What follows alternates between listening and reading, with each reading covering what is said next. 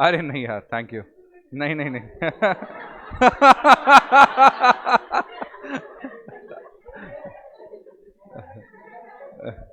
नहीं भाई। आज मुझे लगता है कि आज काफी सारे बच्चे होंगे ऑनलाइन में।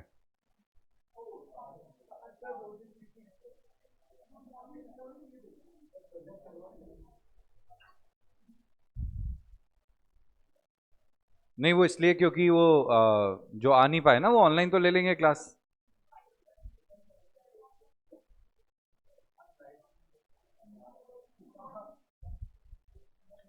हाय मुकेश, हरे कृष्णा।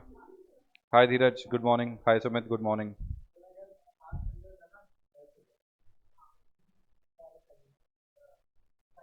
हाय केशव, गुड मॉर्निंग।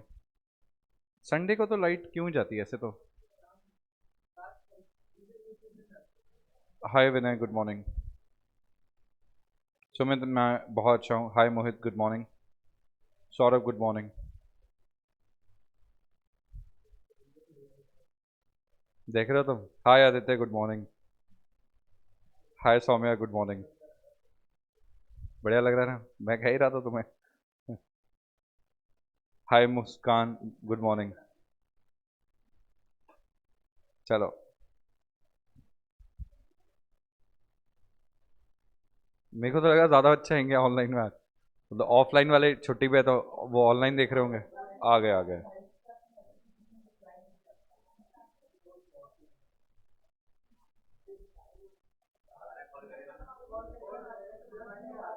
और ठीक है भाई। हाँ हाँ। 7:10 पे। बिल्कुल।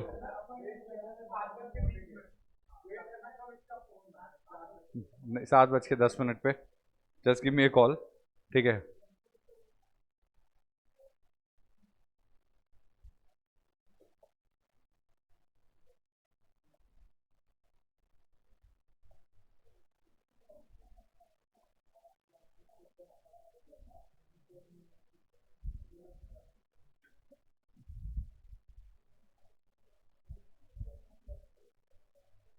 खत्म हो गया था ना ये, थोड़ा सा ही बचा है ना।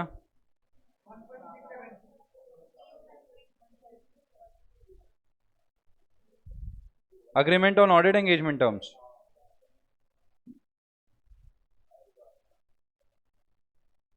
ये तो हो गया था ना, जो अपन ने मैनेजमेंट को कह दिया था कि प्री कंडीशंस चाहिए। रिकॉर्डिंग ऑन है ना। मैनेजमेंट को अपन ने बोल दिया था भाई मेरे को तो प्री कंडीशंस चाहिए। प्री कंडीशंस नहीं हुई तो मैं मना कर दूंगा ऑडिट करने से। प्री कंडीशन में पहली तो वो एफआरएफ वाली थी, कि जो फाइनेंशियल स्टेटमेंट बनाए जाएंगे वो एफआरएफ के हिसाब से बनाए जाएंगे। ठीक है। और दूसरा था कि मैनेजमेंट क्या करेगा ऑडिटर को, ठीक है, तीन चीजें एक्नॉलेज करेगा, अंडरस्टैंड करेगा। ठीक है। जैसे आप लोग क्या करते हो, आप लोग समझते हो फिर हाँ करते हो, और कुछ लोग होते हैं जो सिर्फ हाँ करते हैं, तो वो गलत है। पहले समझो फिर हाँ करो। ओके। बिना समझे हाँ नहीं करो, पिंकी प्रॉमिस। चलो।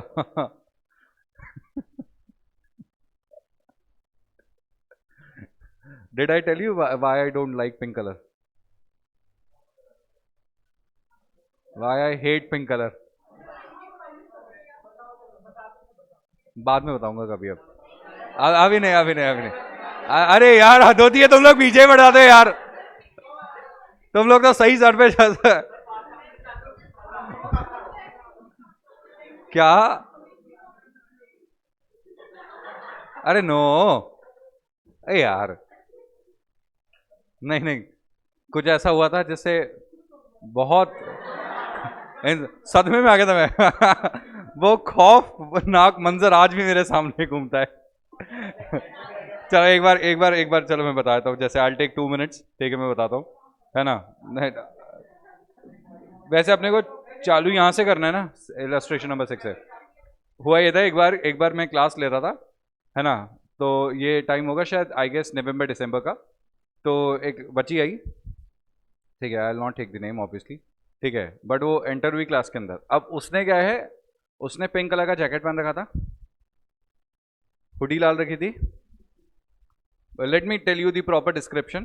पिंक कलर का नियॉन, नियॉन पिंक होता है ना, little dark dark, maybe like this, मतलब ऐसा।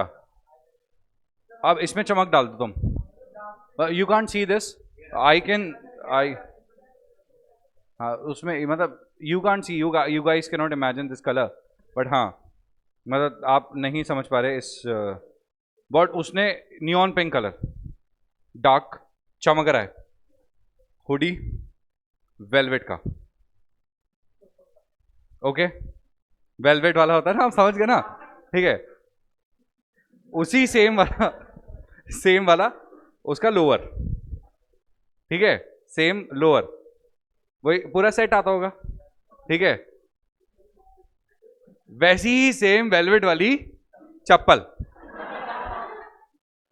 ठीक है, वैसी ही सेम वेलवेट वाली चप्पल, ओके। अभी सुनो, पिंक कलर का बैग, वो नियॉन नहीं था बस, वो बट वो पिंक कलर का बैग था। अब ये तो फिर भी बेटर है, इसमें तो वो ग्लिटर और चमकीले वाले वो जो आते हैं ना, वो तो ऐड करो प्लीज, उसके बाद फिर वो बॉक्स, अरे ये इसके अंदर है ना वो चमकीला चमकीला ऐड कर दो, वो ग्लिटरिश टाइप जो आता है, वो जो यूं करते हैं तो अलग हो जाता है, यूं करते हैं तो अलग हो जाता है, लाइक दैट। अरे ये तो इतना चलता है, सुनो सुनो सुनो, उसके बाद फोन, फोन पे पिंक कलर का कवर जिसपे दो कान निकले हुए, वैसा वाला टाइप का कुछ, ठीक है भाई। ये देखने के बाद मेरे को पिंक तो वैसे ही पसंद नहीं था, बट वो क्लास में इंटर हुई, सारे बच्चे उसको देख रहे, मैं भी उसे देख रहा हूं, सारे बच्चे मुझे देख रहे हैं कि अब सर क्या बोलेंगे, सर का रिएक्शन क्या रहेगा, और मैं पीछे पलट के लिखने लग गया, और मैं समझा भी पीछे पलट कर रहा हूं कि हाँ ठीक है, ये बनाया trading account, let's say for example trading account बनाया, ये अपन ने पीएनएल अकाउंट बनाया, तो ट्रेडिंग अकाउंट में 2 ओपनिंग स्टॉक, हाँ लिख लिया सबने ट्रेड ओपनिंग स्टॉक, मैं ऐसे, और ये पूरी क्लास, और उसके बाद जब वो गई क्लास के बाद, उसके बाद मतलब सब लोग, पूरी क्लास की हालत ऐसी हो रही कि ये क्या हो रहा है भाई। तो वो जब जब मैं पिंक कलर देखता हूँ ना, तो मेरे को वो मंजर याद आ जाता है, वो मौत का मंजर। भाई मेरे को पिंक तो वैसे ही पसंद नहीं था, बट उस दिन से हेट हो गई भाई पहले नफरत नहीं थी, पहले pink was a normal colour, ठीक है कि लाइक पिंक पेन हाथ में आ जाए, ऐसे होता है ना, पिंक पेन अगर हाथ में आ जाए तो हाथ में रख सकते हैं, उसके बाद से पिंक पेन हाथ में, अरे भाई ये क्या है तो मैं पिंक पेन हाथ में भी नहीं लेता हूँ अरे वैसे कोई फोबिया वोबिया नहीं है, but it's just that I don't like it, ठीक है, प्रैक्टिकली मतलब मेरे को नहीं पसंद है बिल्कुल भी, ठीक है, इतना पिंक देख लिया मैंने जिंदगी में मतलब मतलब ऐसा होता है ना कि वंस यू सी समथिंग, या वंस यू गेट समथिंग बहुत ज्यादा अबंडेंस में मिल जाता है, तो फिर आपकी आप इंपॉर्टेंस खत्म कर देते हो, दैट हैपेंड विद मी, ठीक है, तो मेरे को इतना अबंडेंस में देखने को मिल गया पिंक कलर कि मेरी पूरी जिंदगी की पिंक देखने की इच्छा खत्म हो गई, तो दैट वाज द थिंग भाई। इसलिए क्या है इसलिए क्या है, पिंक दिखते ही मैं ऐसे, अरे हट यार नो पिंक, मतलब आपको पसंद है आप रखो, बिल्कुल मेरे को कोई इशू नहीं है, आप पिंक बॉटल लाओ, ठीक है, pink bag, pink pink pink सब कुछ, बट वैसे पिंक होके मत आना, देखो इस बार मैं सहूंगा नहीं ये सब नॉट दिस टाइम, मैं निकाल दूंगा क्लास से, या खुद चले जाऊंगा या चश्मा पहन के आ जाऊंगा मैं, या are you planning to wear pink, no no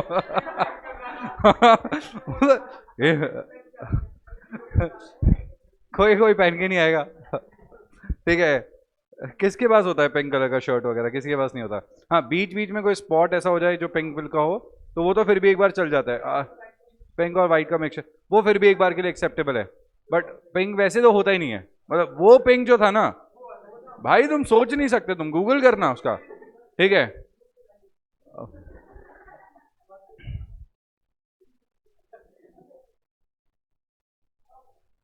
भाई अच्छा वो हुडी के अलावा भी एक कैप होता है ना सर्दियों के अंदर, वही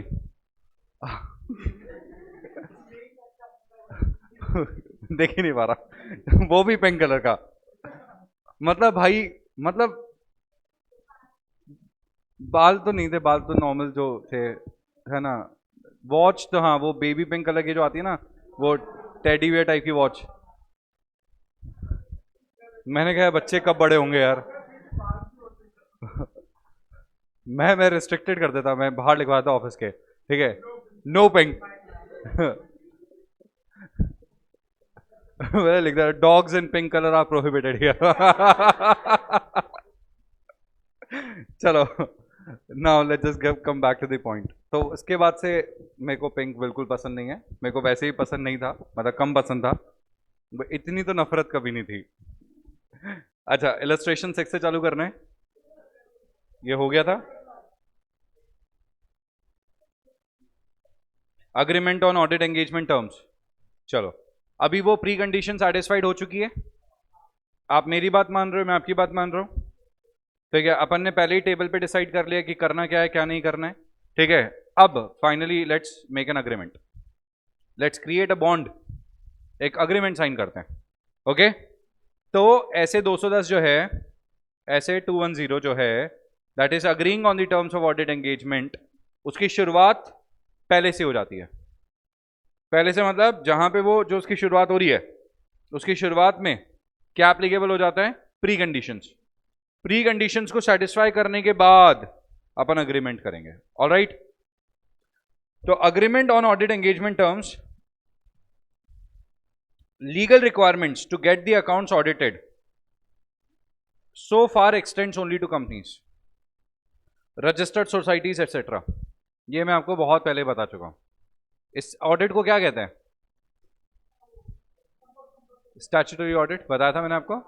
ठीक है, सिर्फ इन्हीं के केसेस में ऑडिट कंपलसरी है, बाकी केसेस में ऑडिट कंपलसरी नहीं है। There is another sort of audit called is tax audit, ठीक है, जो इनकम टैक्स के हिसाब से करवाई जाती है। मतलब करते चार्टर्ड अकाउंटेंट जी है ऑब्वियसली, बट वो इनकम टैक्स के हिसाब से होती है। किसके हिसाब से होती है, as per the requirements of income tax act, जहां पे आप, ठीक है, प्रिजम्पटिव इनकम के प्रोविजंस को फॉलो नहीं करते हो, या फिर आप एक टर्नओवर के बियॉन्ड चले जाते हो, तो ही आपके वहां पे ये चीज एप्लीकेबल होती है। आपके इनकम टैक्स में क्या चल रहा है अभी, सैलरी खत्म हो गया, पीजीबीपी चालू होगा, तो हाउस प्रॉपर्टी। अच्छा ठीक है, हाँ तो वही, ये जो मैंने आपको बताया तभी आपको समझ नहीं आया क्योंकि आप लोगों ने पीजीबीपी पढ़ा नहीं है ना, इसलिए तो आपको ये समझ नहीं आया प्रिजम्पटिव इनकम वाला पॉइंट। तो वैसे मैं वैसे ही समझाया था, presumptive income is like, government बोलती है कि भाई तुम्हें इतनी मिनिमम इनकम चाहिए, मतलब तुम्हारा टर्नओवर पे तुम्हें 8% तो प्रॉफिट दिखाना पड़ेगा। अब जैसे हम लोग का यहाँ पे कॉन्ट्रैक्चुअल इनकम होता है, we are not employees here, we are working under a contract, we are service providers, बरोबर। ठीक है, तो हम लोग यहाँ पे सर्विस प्रोवाइडर हैं, कि हम लोग यहाँ पे पढ़ा रहे हैं, वी आर प्रोवाइडिंग सर्विसेज, तो हम लोग यहाँ पे क्या नहीं है, एम्प्लॉयज़ नहीं है। एम्प्लॉयज़ में क्या होता है, एम्प्लॉयज़ में नुकसान ही नुकसान है, मैंने बताया था आपको शायद, कि अगर हम एम्प्लॉय बन जाते हैं तो हम खर्चा का दिखाएंगे, तो पूरी इनकम टैक्सेबल हो जाएगी। बट अगर हम लोग क्या है, अगर हम सर्विस प्रोवाइडर है तो हम खर्चे दिखा सकते हैं। तो हम लोग यहाँ पे काफ़ी सारे खर्चे दिखा सकते हैं, जैसे कि भाई जो भी हम लोग के ट्रैवल का खर्चा होता है, ये सब तो दिखा ही सकते हैं हम लोग। ठीक है, दिखा सकते हैं कि हाँ ठीक है भाई, यहाँ पे जाते हैं, बीच में ब्रेक लेना पड़ता है, लंच का खर्चा हो जाता है, बहुत सारे खर्चे दिखा सकते हैं। तो हम लोग यहाँ पे 50% तक के खर्चे दिखा सकते हैं, और 50% तक के खर्चे के लिए इनकम टैक्स कुछ बोलता भी नहीं है ज़्यादा, कि हाँ ठीक है दिखा दिया तो दिखा दिया। बट 50% इनकम दिखानी पड़ेगी। तो let's say I am getting an x amount, let's say मुझे 2 लाख रुपए मिले, तो 2 लाख रुपए जो मिले तो 1 लाख का खर्चा दिखा दी, 1 लाख की इनकम दिखा दी, तो मेरा टैक्स बच गया। वही सैलरी मिलती 2 लाख की लेट्स से, तो मुझे पूरा टैक्स देना पड़ता, सिर्फ और सिर्फ वो थोड़ा बहुत ही खर्चा माइनस कर पाता, और ज़्यादा खर्चे में दिखा नहीं पाता वहाँ पे, तो वो पूरा टैक्स देना पड़ता।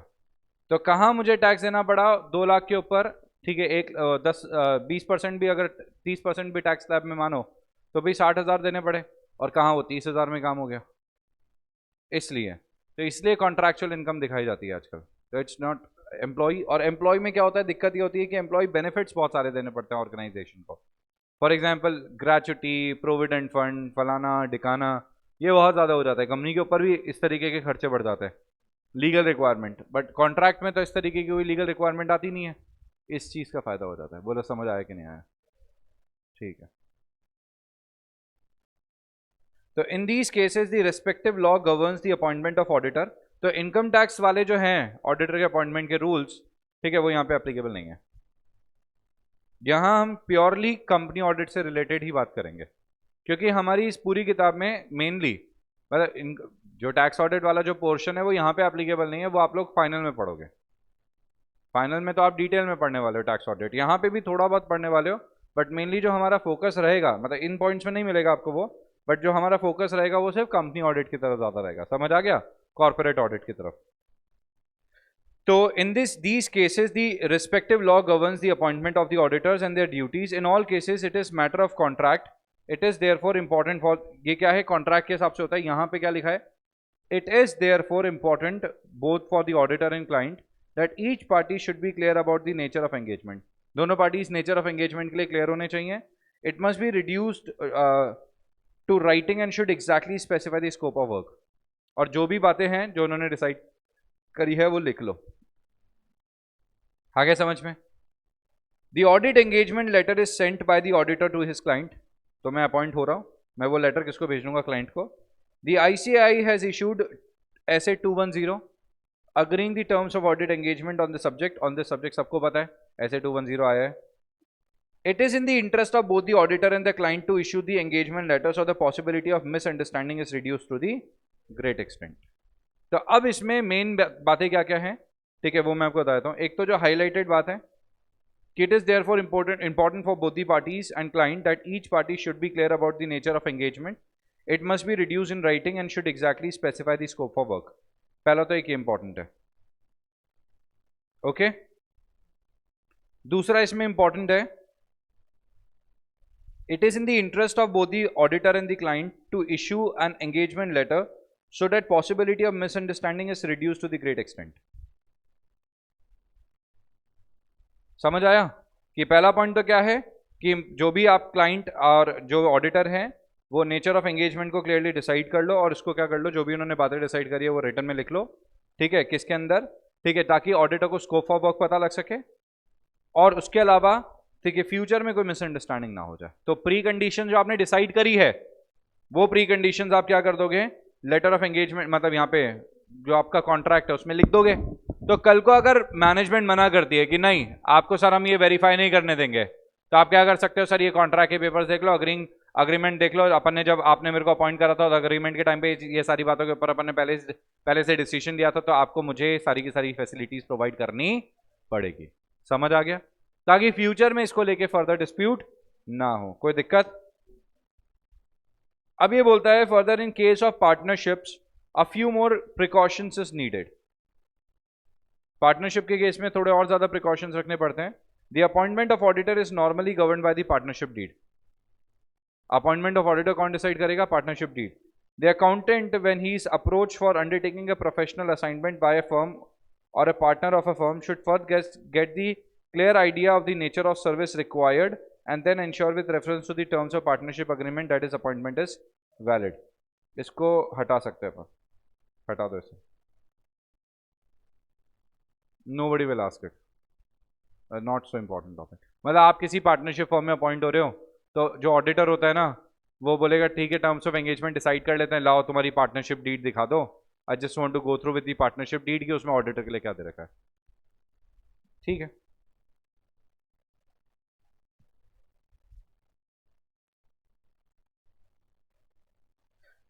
According to SA 210, agreeing the terms of audit engagement, the auditor shall agree the terms of the audit engagement with management and TCWG as appropriate.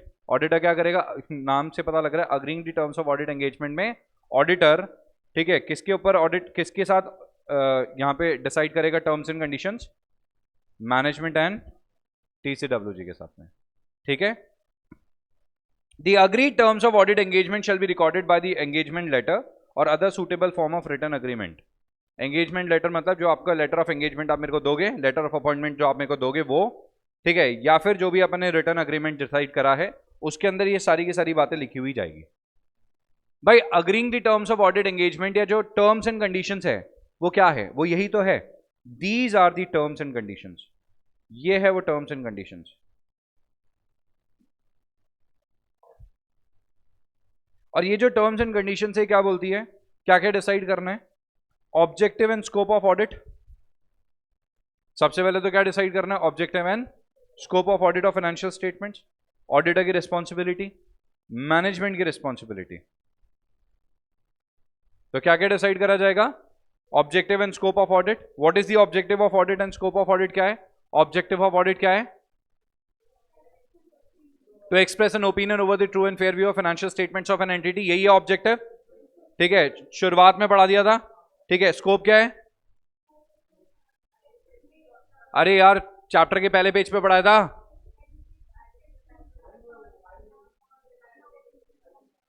अरे नहीं भाई, स्टार्टिंग में कराया था कि जो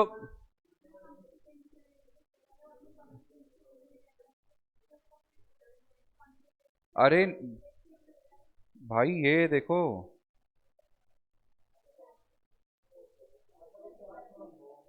ये तो ऑब्जेक्टिव हो गया और ये स्कोप, यही कह रहे थे क्या?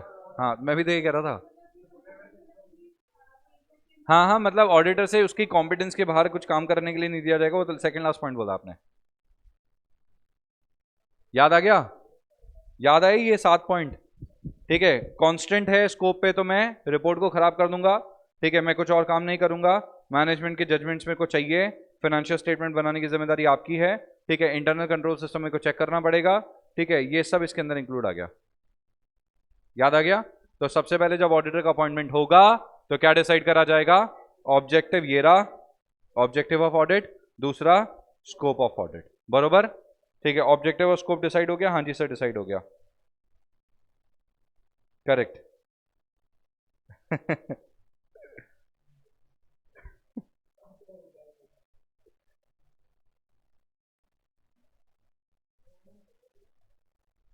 नहीं नहीं, अरे सुमित अभी कोई नहीं आया ऐसा। सुमित तो सीरियस हो गया इसको लेके कि अभी सर अभी आएगा कोई, मैं आ रहा हूं सर। मेरे को भी देखना है सर। चलो,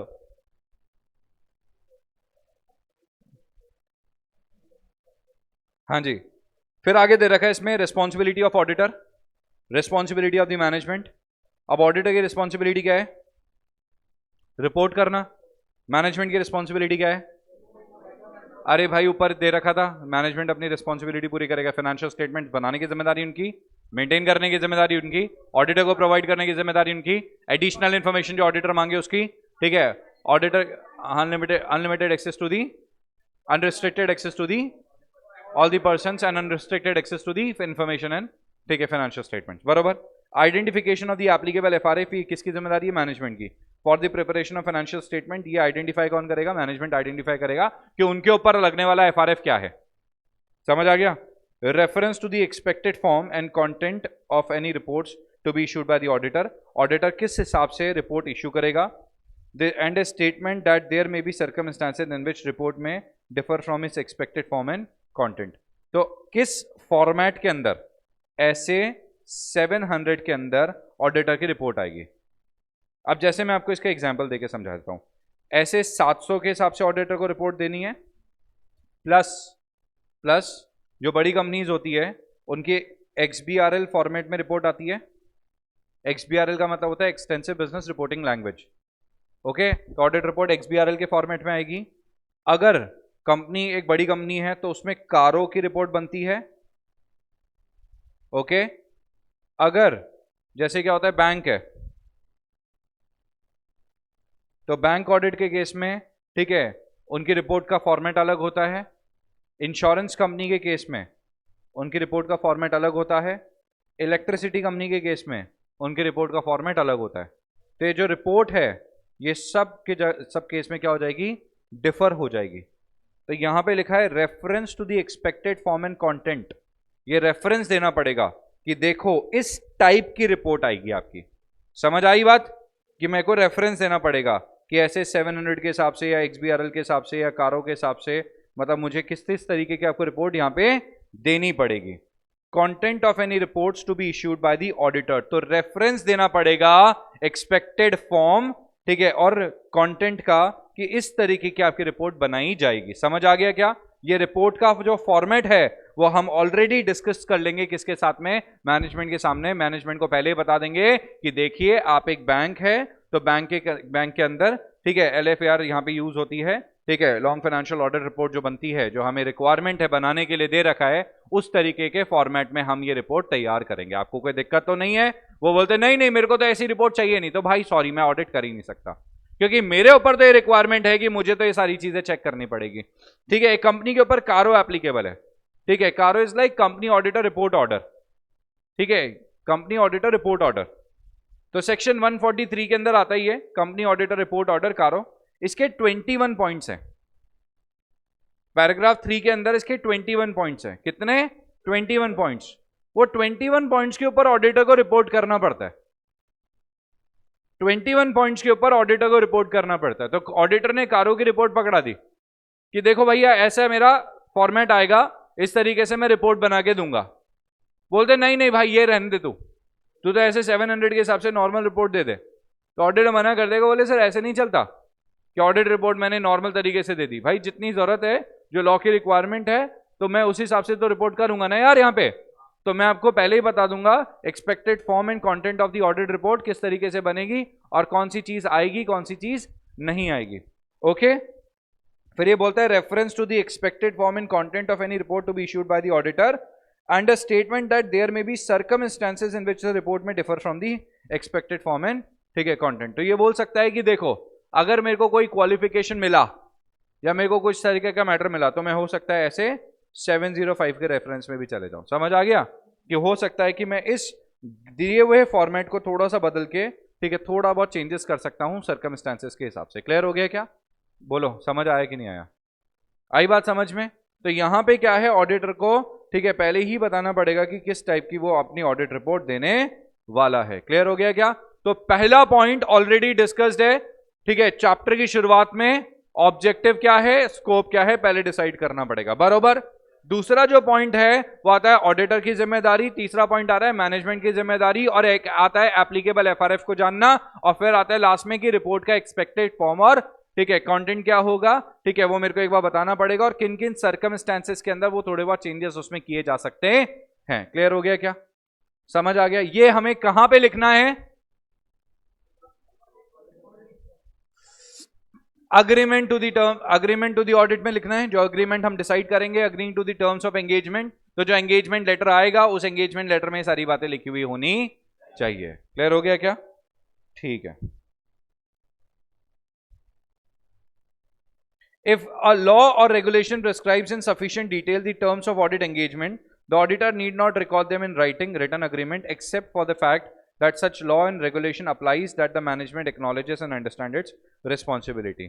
ठीक है, हालांकि इतना इंपॉर्टेंट है नहीं है, ठीक है, इसको इग्नोर कर सकते हैं। बट ये बोलता है अगर लॉ में कहीं पे कोई स्पेसिफिक ऑडिट एंगेजमेंट के बारे में पॉइंट्स दे रखे हैं जिसको एज इट इज आपको एक्सेप्ट करना है, एज इट इज एक्सेप्ट करना है, तो उस कंडीशन में आपको अग्री नहीं करना पड़ेगा टर्म्स एंड एंगेजमेंट के लिए। जैसे फॉर एग्जांपल टैक्स ऑडिट के अंदर आपको terms and conditions of audit के लिए टर्म्स ऑफ मतलब आपको नहीं डिसाइड करनी पड़ती, you don't need to agree on the terms of audit engagement. Tax audit के अंदर जो चीजें कंडीशन लॉ में दे रखी है, इनकम टैक्स में दे रखी है, वो बहुत ज्यादा स्पेसिफिक है कि ये तो होगी ही होगी, आपको रिकॉर्ड्स देने पड़ेंगे, आपको ये करना पड़ेगा, वो करना पड़ेगा। तो it is already specified in the tax audit. भाई साहब साफ साफ लिखा हुआ है टैक्स ऑडिट के अंदर। तो भाई अगर साफ साफ लिख के दे रखा है टैक्स ऑडिट के अंदर, तो उस कंडीशन में हम लोग क्यों डिसाइड करें, क्यों लिख के राइटिंग में डिसाइड करें? कोई जरूरत नहीं है। आप मेरे पास आए, आपकी कंडीशंस ऐसी हो रही है कि मेरे को लगा टैक्स ऑडिट करवा लेनी चाहिए। अब आपका टर्नओवर 2 करोड़ से ज्यादा है, मैंने कहा भाई तू टैक्स ऑडिट करवा ले, एक काम कर। समझ आ गया क्या? आप मेरे पास आए, आप बोलते हो कि आपका टर्नओवर कितना है, आप बोलते हो सर टर्नओवर मेरा 1.5 करोड़ का है। मैंने कहा चल कोई बात नहीं, तेरा 1.5 करोड़ का टर्नओवर है, ठीक है। बोले तेरा प्रॉफिट मार्जिन कितना है? बोले सर मैं तो प्रॉफिट मार्जिन से 3% पे काम करता हूं। मैंने कहा ठीक है कोई बात नहीं। मैंने कहा देखो मिनिमम नेट प्रॉफिट जो है ना वो 8% होना चाहिए, तो जिसका मतलब होता है 12 लाख का आपका साल का प्रॉफिट बनता है, 12 लाख के ऊपर टैक्स देना ही पड़ेगा। बोले नहीं सर इतना मार्जिन ही नहीं है सर अपना, तो अपन तो 3% पे काम कर रहे हैं और लॉस भी हो सकता है। और लॉस का वैलिड रीजन क्या है लॉस का? भाई मैं मना नहीं कर रहा ना, अब लॉस है तो लॉस दिखाओ, टैक्स ऑडिट करवा लो ना। इनकम टैक्स आप पे भरोसा नहीं कर रहा, इनकम टैक्स बोलता है कि कोई बात नहीं तुमने प्रॉपर बुक्स मेंटेन नहीं करा, टर्नओवर की इन्फॉर्मेशन आपके पास, बोले हाँ है। अब टर्नओवर की इन्फॉर्मेशन है तो मेरे को इनकम टैक्स बोलता है कोई बात नहीं, तुम तो टर्नओवर पे सीधे सीधे 8% दे दो ना भाई। कौन बोल रहा है तुम्हें प्रॉपर बुक्स मेंटेन करने के लिए? नहीं करो, तुम तो टर्नओवर की इन्फॉर्मेशन है तुम्हारे पास, टर्नओवर पे 8% मेरे को पैसे दे दो, टर्नओवर का 8% मैं टैक्स मान लूंगा। तो तुम्हारा टर्नओवर अगर कितना है 1.5 करोड़ का, तो तुम्हारा प्रॉफिट कितना बनता है इसके हिसाब से 8% के हिसाब से 12 लाख रुपए। 12 लाख रुपए के हिसाब से जो तुम्हारा टैक्स बनता है, ठीक है, वो स्लैब के हिसाब से निकाल के तुम टैक्स दे दो। तो तुम्हारा अगर 2 लाख का टैक्स बनता है वो जमा करा दो मेरे को। बट आप आए मेरे पास और आप आगे बोलते हो सर इतना तो टैक्स मेरे को नहीं देना। तो मैंने कहा देख ये तू तभी बच सकता है जब तू टैक्स ऑडिट करवाए, क्योंकि तू प्रिजम्पटिव इनकम में जा रहा है भाई। मैं क्या लॉ की रिक्वायरमेंट है भाई, मैं तो क्या तेरी रिटर्न भर दूंगा, मेरे को तो कोई दिक्कत नहीं है, तू ही फंसेगा भाई। रिटर्न भरने में मैं तो फंसूंगा नहीं, क्योंकि मेरे को तो सिर्फ रिटर्न भरनी है। क्लाइंट ने जो इन्फॉर्मेशन दी उसके हिसाब से मैंने रिटर्न भर दी। मेरी जिम्मेदारी तो तब आएगी जब मैंने ऑडिट करी है, and I am not responsible for anything until unless मैंने वहां पे सिग्नेचर पुट करे। रिटर्न तो खुद भी भर सकता है सेल्फ असेसमेंट करके, रिटर्न तो कोई भी भर सकता है भाई, रिटर्न में तो कोई दिक्कत नहीं है। यहां पे इनकम टैक्स की वेबसाइट पे जाके आप डायरेक्टली अपनी रिटर्न भर सकते हो, वहां पे उनके सॉफ्टवेयर हैं जिससे आप सेल्फ असेसमेंट भी कर सकते हो, तो कोई इश्यू नहीं है वहां पे। बट अगर आप रिटर्न मेरे से भरवा रहे हो तो भी मेरी कोई जिम्मेदारी नहीं आएगी, मेरी जिम्मेदारी नहीं है। मगर अगर आप बोलते हो कि सर इस पे साइन कर दो, तो भाई जब मैं साइन करूंगा, जब मैं ऑडिट रिपोर्ट पे साइन करूंगा, then it will become my responsibility. Audit report पे साइन करने के बाद मेरी रिस्पॉन्सिबिलिटी बनेगी। तो ऑडिट रिपोर्ट पे साइन करने के बाद मेरी रिस्पॉन्सिबिलिटी बन रही है ना भाई। किस पे साइन करने के बाद? ऑडिट रिपोर्ट पे साइन करने के बाद मेरी जिम्मेदारी बन रही है ना भाई। तो यहां पे आप आए मेरे पास, आप बोलते हो कि सर टैक्स ऑडिट करवा, मतलब मैंने आपको सजेशन दिया कि सुनो टैक्स ऑडिट करवा लो। अब टैक्स ऑडिट करवाते टाइम पे अपन क्या करेंगे, अपन खर्चे ज्यादा दिखाएंगे, ठीक है, अपन बुक्स ऑफ अकाउंट्स को प्रॉपर मेंटेन करके दिखाएंगे, अपन लिखेंगे इसमें सारी चीजें, ठीक है, कि अपने खर्चे कहाँ कहाँ हैं, जस्टिफाइड करेंगे खर्चों को, और जस्टिफाई करने के बाद अपन रिपोर्ट पे नीचे आके साइन कर देंगे। समझ आ गया? और साइन करके रिपोर्ट को अपन ने दे दिया कि इनकम टैक्स को बता दिया, टैक्स ऑडिट करवा लिया, इसकी रिटर्न दूसरे उसमें गई है, ठीक है। और आप देख सकते हो कि इसने 3% का मार्जिन दिखाया, सिर्फ 4.5 लाख का इसका प्रॉफिट है, 4.5 लाख के ऊपर इसका टैक्स बनता नहीं है, ठीक है, और काम खत्म। भाई इनकम टैक्स बोलता है देख 8% से नीचे तो कौन ही काम करता होगा, और फिर भी तेरा मार्जिन कम है, तो हमें बता दे, हम छोड़ देंगे तेरे को, हमें कोई दिक्कत नहीं है। At least you should inform us, ठीक है, through a chartered accountant. Law की रिक्वायरमेंट है, वहां पे अग्री करने की कोई जरूरत नहीं होती। मैंने आज तक किसी क्लाइंट से agreeing to the terms of audit engagement नहीं करा है टैक्स ऑडिट के मामले में। टैक्स ऑडिट के मामले में क्लाइंट आते हैं, कोई कुछ डिसाइड नहीं होता, ठीक है, क्लाइंट को बताते हैं भाई इतनी फीस लगेगी, काम खत्म, खत्म बात, तो मैटर खत्म हो गया यहाँ पे, और कुछ होता ही नहीं है यहाँ पे, सिंपल सा खेल है। बोलो समझ आया कि नहीं आया? Did you get the whole concept? समझ गए? ठीक है। तो वहां पे कुछ ऐसी कोई जरूरत नहीं होती, क्योंकि वो कोई बहुत बड़ी ऑडिट नहीं होती। यहाँ पे कोई पूरे तुम्हारे फाइनेंशियल स्टेटमेंट्स अपॉइंट, तुम्हें मेरे को साल के बीच में, साल के पहले अपॉइंट नहीं करा, कोई सारी की सारी चीज़ें डिसाइड नहीं करी जा रही, इसलिए इतना कोई बहुत इंपॉर्टेंट मैटर नहीं होता। समझ आ गया क्या? जल्दी से बोलो। नेक्स्ट आता है रेकरिंग ऑडिट्स। रेकरिंग ऑडिट का मतलब क्या होता है? रेकरिंग ऑडिट का मतलब होता है, जैसे क्या होता है, जैसे आपको शायद इतना नहीं पता होगा, बट अगर आप अपने फादर से पूछो कि जो अपने चार्टर्ड अकाउंटेंट है, जो अपने सीए हैं, ठीक है, वो कितने साल से सेम है, तो बोलेंगे अरे 10 साल से सेम है, 15 साल से सेम है, 20 साल से सेम है, 5 साल से सेम है। तो वो सेम ही रहते हैं, जनरली सेम रहते हैं। तो क्या होता है, जब अपन किसी के पास जाते हैं तो काम उसी के पास रहता है हमेशा। अब जैसे कंपनी के केस में तो क्या हो गया, कंपनी के केस में जो बड़ी कंपनीज होती है ना, उनके केस में तो आजकल ये कंपलसरी हो गया कि एक जो ऑडिटर है वो 5 साल तक ही रहेगा। एक जो ऑडिटर है वो 5 साल तक ही रहेगा, और एक फर्म जो है वो 10 साल तक ही रहेगी। बट फिर भी 5 साल तक के लिए तो है ना, 5 साल या 10 साल तक के लिए तो है ना। अगर आपने इंडिविजुअल ऑडिटर को 5 साल के लिए अपॉइंट करा, किसको अपॉइंट करा? इंडिविजुअल ऑडिटर को कितने साल के लिए अपॉइंट करा? 5 साल के लिए अपॉइंट करा। तो आज उसका अपॉइंटमेंट हो गया, तो भाई टर्म्स ऑफ एंगेजमेंट डिसाइड कर लिया। अब अगले साल फिर से टर्म्स ऑफ एंगेजमेंट बताने की क्या जरूरत है यार? हम लोग सेम टर्म्स एंड एंगेजमेंट को यूज कर सकते हैं, तीसरे साल, चौथे साल, 5वें साल सेम बात। वो 10 साल के लिए फर्म को अपॉइंट करा तो सेम टर्म्स ऑफ एंगेजमेंट को अपन डिसाइड कर सकते हैं, ठीक है। इसमें फीस तो आनी रही ना यार, वो तो अलग से डिसाइड हो रही है। टर्म्स ऑफ ऑडिट एंगेजमेंट मतलब कि ऑडिट आके मेरे को कैसे करनी है, तुम्हारी रिस्पॉन्सिबिलिटी क्या है, मेरी रिस्पॉन्सिबिलिटी क्या है, तुम मुझे क्या क्या चीजें प्रोवाइड करोगे, कैसे अकाउंट्स तुम बनाओगे, और मैं किस तरीके से रिपोर्ट करूंगा, ये है यहाँ पे जिम्मेदारी। तो फीस है वो अपन अलग से डिसाइड करते हैं। लास्ट ईयर की फीस अलग थी, इस साल की फीस बढ़ा के दे रहे अपन, कोई दिक्कत नहीं है, वो कोई दिक्कत नहीं है, उसमें चलेगा। वो टर्म्स ऑफ ऑडिट एंगेजमेंट के अंदर नहीं आता, वो अलग से अग्रीमेंट बनता है आपका, कितनी फीस और फीस आपको डिसाइड करनी पड़ती है। मगर यहाँ पे मैं बात क्या कर रहा हूं आपसे कि भाई हम लोग बात कर रहे हैं रेकरिंग ऑडिट के बारे में, कि अगर लगातार सेम मेरे पास ही ऑडिट आ रही है तो बार बार अपने को इस चीज को करने की जरूरत नहीं है। बट कभी कभी ऐसी सिचुएशन हो सकती है जहां पे हमें ये जो टर्म्स ऑफ ऑडिट एंगेजमेंट है, या तो इसे रिमाइंड करना पड़ेगा या इसे रिवाइज करना पड़ेगा। क्या वर्ड यूज करा मैंने? रिमाइंड या revise. So there could be certain circumstances where auditor needs to remind or revise the terms of audit engagement. कुछ ऐसी circumstances, कुछ ऐसी परिस्थितियां बन सकती है जहां पे इस ऑडिट एंगेजमेंट को या तो रिवाइज करा जाएगा या रिमाइंड करा जाएगा। अब ये रिवाइज और रिमाइंड कब करा जाएगा? पहला point, when management misunderstood it, तो उसको रिमाइंड करा जाएगा। मैनेजमेंट मिसअंडरस्टैंड कर गई, इसको समझ नहीं आया तो उसको रिमाइंड कर देंगे। समझ आ गया? ठीक है। दूसरा, मान लो कंपनी का मैनेजमेंट चेंज हो गया, कंपनी के अंदर नया मैनेजमेंट आया, तो उनको रिमाइंड करना पड़ेगा, उनको बताना पड़ेगा कि देखो ये हमारे टर्म्स ऑफ ऑडिट एंगेजमेंट, आपको ध्यान रखना है। लॉ में कोई चेंजेस आ गए तो क्या करना पड़ेगा? रिवाइज करना पड़ेगा। समझ आ गया? तो देयर आर सर्टेन सर्कमस्टेंसेस जहां पे हमें या तो इसको रिमाइंड करना पड़ेगा या रिवाइज करना पड़ेगा। समझ आ गया क्या? ठीक है। तो रेकरिंग ऑडिट्स के केस में पहला आंसर क्या जाएगा? रेकरिंग ऑडिट के केस में बार बार audit terms of audit engagement अपने को डिसाइड नहीं करना है, जो लास्ट ईयर के थे वो सेम कंटिन्यू चलते रहेंगे। हाउएवर इन सर्टेन सर्कमस्टेंसेस, ठीक है, auditor needs to remind or revise the terms of audit engagement. For example, certain circumstances are there, for example when management misunderstood the audit engagement, management समझ नहीं पाई, management misunderstood. वापस बोलो, क्या? Management misunderstood the terms of audit engagement. दूसरा, there is a change in the, ठीक है, management, और there is a change in the terms, change in the law. तो चेंज इन दी लॉ के case में क्या करेंगे? रिवाइज करेंगे। चलिए,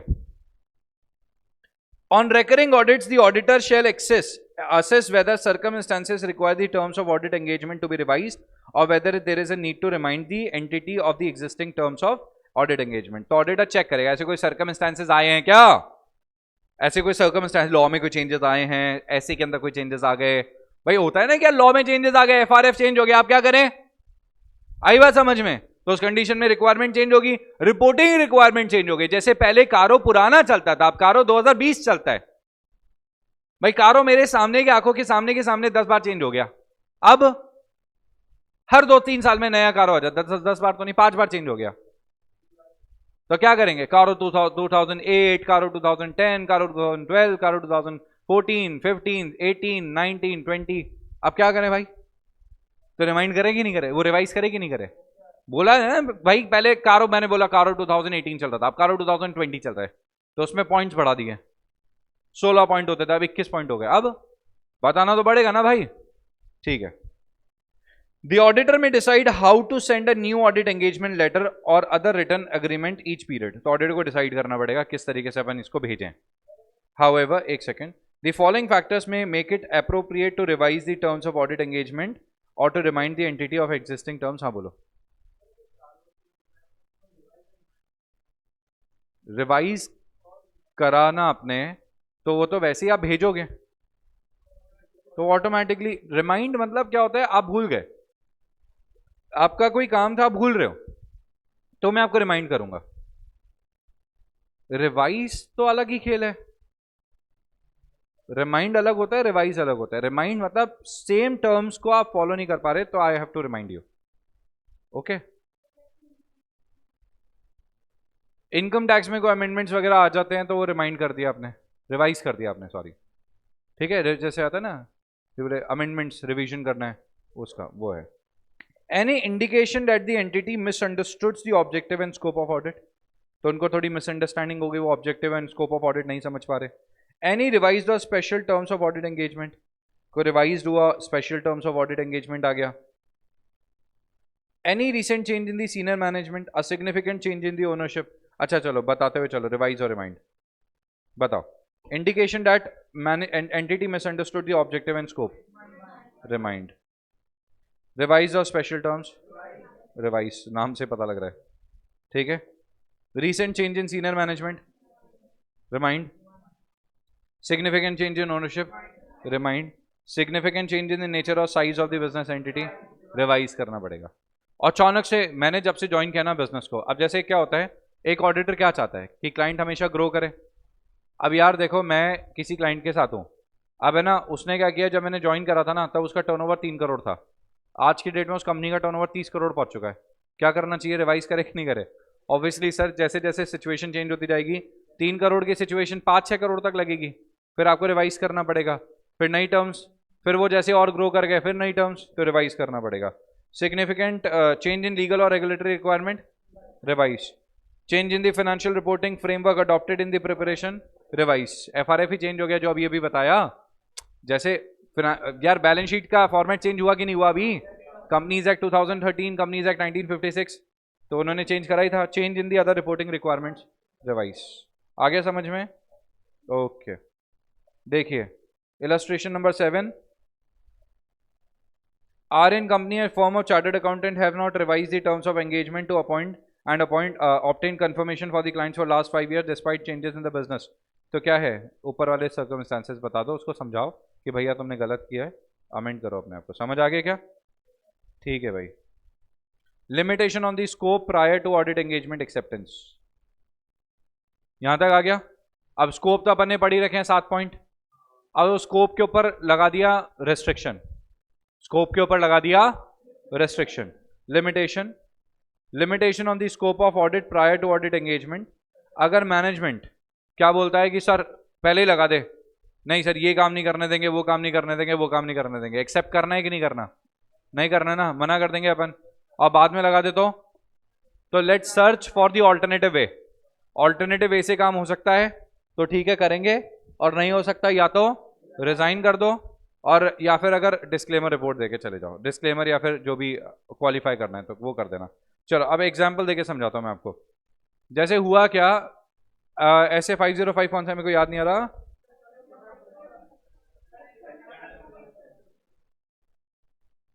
चलो कम बच्चों को याद आया, ठीक है। आप कब याद कर रहे हो सारे ऐसे? ऐसे 500, 501, 502, it was a trick question, ठीक है। 505, 510,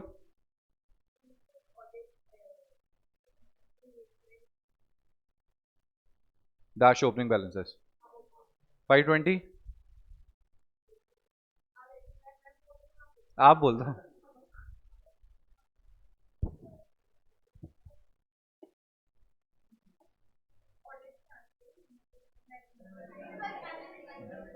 हाँ, एनालिटिकल प्रोसीजर्स, चैप्टर नंबर 8 आपका एनालिटिकल प्रोसीजर्स है, मतलब इस बुक का चैप्टर नंबर 8 अपने आप में पूरा ही के पूरा वो एनालिटिकल प्रोसीजर्स है।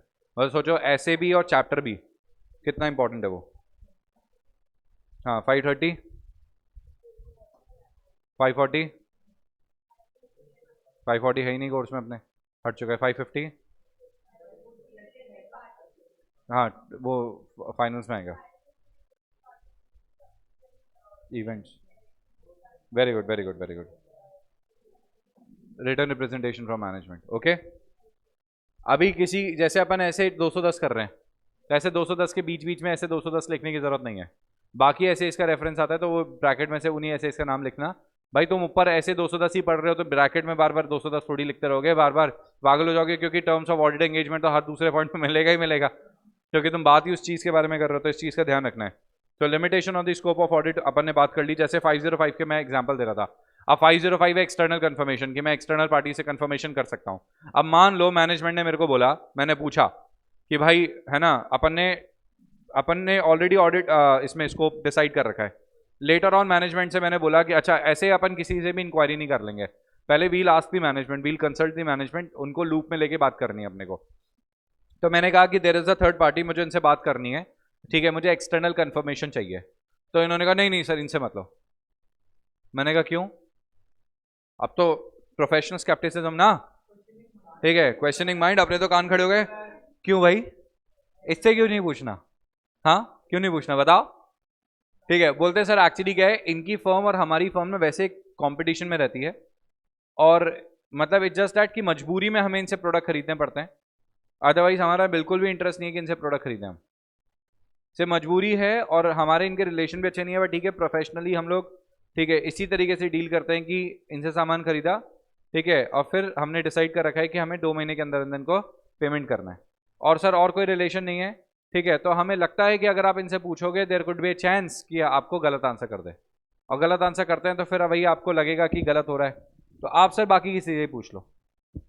हमने कहा ठीक है, सो नाउ वील अप्लाई, भाई तुम्हारी बात जस्टिफाइड है, तो हम क्या करेंगे, मैंने इनके बारे में इंक्वायरी करी तो हाँ ये है कंपटीशन में, ठीक है, तो अब क्या करा मैंने कहा ऑल्टरनेटिव प्रोसीजर्स अप्लाई कर लिए, देख लिए, अगर ऑल्टरनेटिव प्रोसीजर से अप्लाई करने के बाद मैं जस्टिफाइड हो जाता हूँ तो ठीक है, नहीं तो ऐसे सर्कमस्टांसेस के केस में मैं क्वालिफाइड रिमार्क दे सकता हूँ। क्लियर हो गया? और अगर बिल्कुल ही ऑडिट कर नहीं पा रहा मैं, तो मैं क्या करूंगा, सेम। आया समझ में? बोलो, कोई डाउट है इसमें?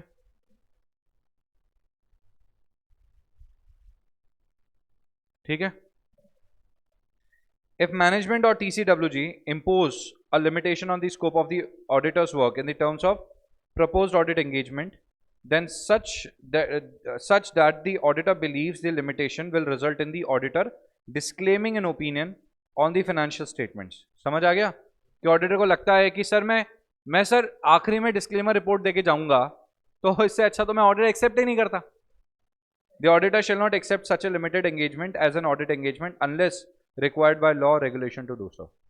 लॉ और रेगुलेशन की रिक्वायरमेंट है तो अलग बात है, अदरवाइज तो मैं मना कर दूंगा कि सर मैं नहीं कर सकता ऑडिट। समझ आ गया? ठीक है सर, लॉ और रेगुलेशन का लिमिटेशन मतलब लॉ ने ही मना कर रखा है कि आप इतनी इंक्वायरी नहीं कर सकते, तो मैं क्या ही कर सकता हूँ फिर, तो it's not my right to inquire about it.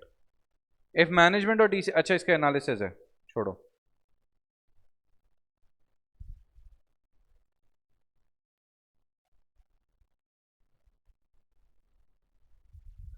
Same बात है ऊपर जो देखा था। अब क्या होता है कि अपन ने terms of audit engagement decide कर लिया, अब मैनेजमेंट आगे लेटर ऑन डेट पे बोलती है कि सर ये टर्म्स ऑफ ऑडिट एंगेजमेंट आप नए वाले एक्सेप्ट कर लो। नए वाले टर्म्स ऑफ ऑडिट एंगेजमेंट में अपन ने देखा कि जो स्कोप है उसमें काफ़ी ज़्यादा लिमिटेशंस थे, मतलब नए वाले जो टर्म्स ऑफ ऑडिट एंगेजमेंट है उसमें कुछ ऐसी बातें दे रखी है जो मेरे को लोअर अश्योरेंस प्रोवाइड करती है। मतलब पहले वाले बहुत अच्छे थे, उसके अंदर स्कोप अच्छा था, सब कुछ सही था, यहाँ पे क्या है, ठीक है, स्कोप को लोअर कर दिया। वही सेम सीन, अगर ऑडिटर को लगता है कि वो रिपोर्ट कर पाएगा, ढंग से ऑडिट कर सकता है तो कंटिन्यू करेगा, नहीं तो वो छोड़ देगा। समझ आ गया? An auditor before the completion of the engagement, completion होने से पहले, is requested to change the engagement to one which provides a lower level of assurance. समझ आ गया? जो स्कोप को लिमिटेड करता है या कुछ भी, जैसे फॉर एग्जांपल पहले वाले में अपन ने था ब्रांच में भी जा सकते हैं अपन, इस बार उन्होंने लिमिट कर दिया कि सर ब्रांच में आप नहीं जा सकते, ब्रांच के आप बुक्स मंगवा लो, ब्रांच में आपको जाना नहीं है, लाइक दैट। ठीक है, मैंने कहा क्यों? ठीक है, बोले नहीं सर ब्रांच के लिए हम दूसरा ऑडिटर अपॉइंट कर रहे हैं। ठीक है, तो now it provides lower assurance, but मेरे को लगता है कोई दिक्कत नहीं है, दूसरा ऑडिटर है चार्टर्ड अकाउंटेंट ही, वो रिपोर्ट अपनी भेज देगा तो मेरे लिए सफिशिएंट है। तो should consider the appropriateness of doing so, कि एप्रोप्रिएट है कि नहीं है। The request from the client for the auditor to change the engagement may result from change in circumstances affecting the need for the service. Circumstances बदल गए, उसका branch बहुत ज़्यादा बेटर परफॉर्म करने लग गया, तो उसको लगता है कि ब्रांच को, ठीक है, ऑडिट में डाल दो अलग से, इसलिए वो सेपरेट ऑडिटर अपॉइंट करना चाहता है, सर्कमस्टांसेस चेंज हो गए। Misunderstanding as to the nature of an audit or related services originally requested, पहले हमने ऑडिटर को सोचा था कि हमने ज़्यादा काम देने का सोचा था, बाद में हमने ऑडिटर से थोड़ा काम कम करवा लिया, ठीक है, हम दूसरे ऑडिटर्स को भी अपॉइंट कर रहे हैं। समझ आ गया? ठीक है, इस तरीके से हो गया।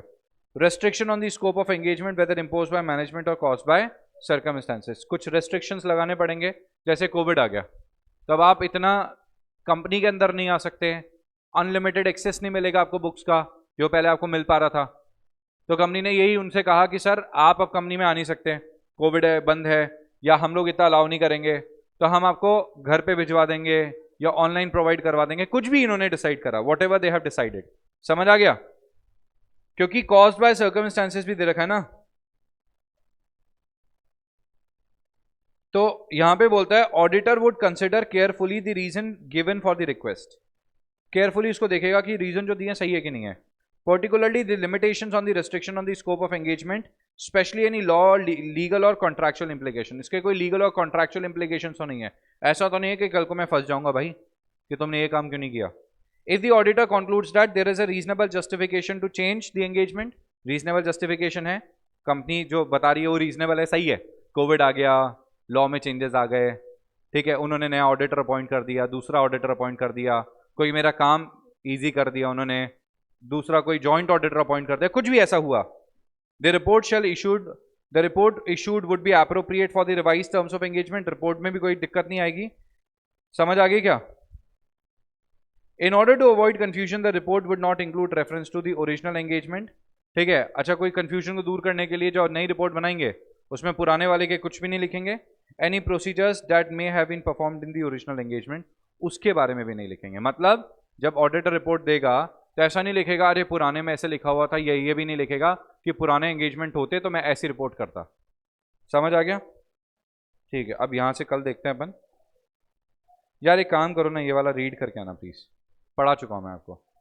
ठीक है, चैप्टर खत्म हो गया क्या? चैप्टर खत्म हो गया आपका? ओके, बताइए सबको। टैक्स ऑडिट सभी कंपनी को करवानी पड़ती है क्या?